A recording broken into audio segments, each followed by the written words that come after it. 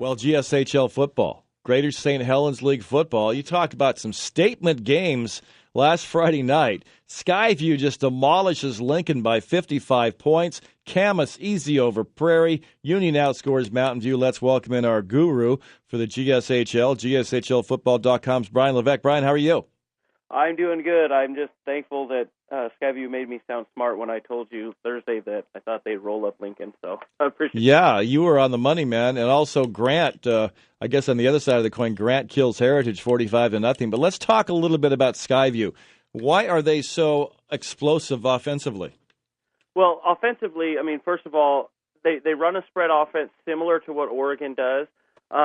And they have a quarterback in Kieran McDonough who already has an offer from Portland State, along like Paris Penn has one, and then the Union quarterback has one as well, Caden Humphrey Butler. But Kieran, he's like 6'2", 230, big, beefy quarterback, which at the high school level, is really good. So he can run, he can throw.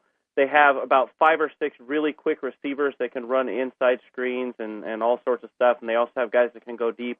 And then they have Parker Henry sitting back there as the lone running back, who's a little over 6 foot and about 225, and he is just an unstoppable beast. So offensively, they have the speed, and then up front, they have probably the 5 biggest offensive linemen in our league, and they got guys that are like 6'4", 265, and their smallest guy is like 6'3", 2'8", 270.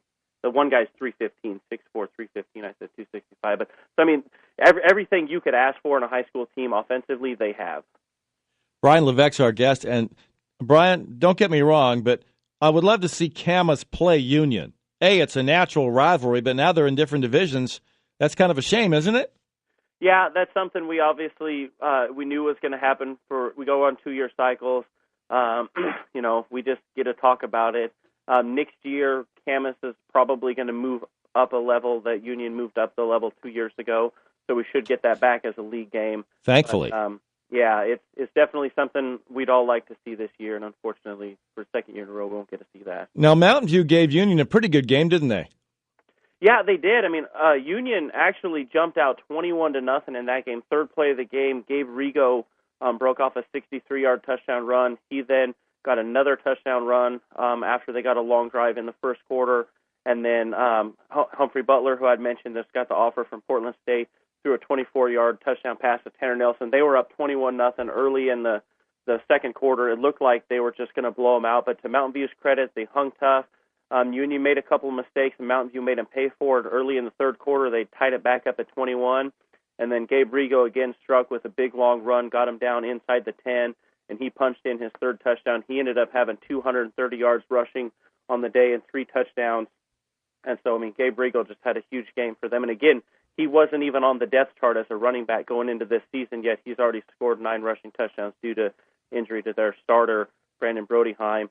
So, I mean, Union's really good. That's their thing. They have a lot of depth. Mountain View had a few guys banged up. They just don't have the depth that, say, Skyview and Camas and Union have right now. You've got a Thursday night game, Fort Vancouver and Mountain View, but I'm looking at the Friday night matchups. I like Battleground at Skyview. That's the second game of that doubleheader at Kiggins Bowl. And the first game, Camas at Hudson's Bay.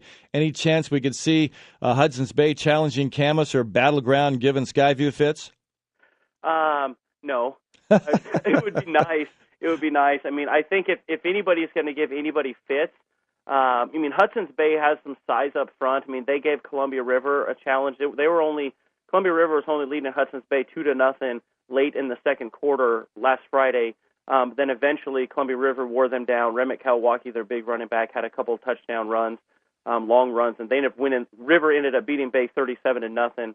Hudson's Bay just doesn't have the depth. I mean, Camas should beat them by a lot.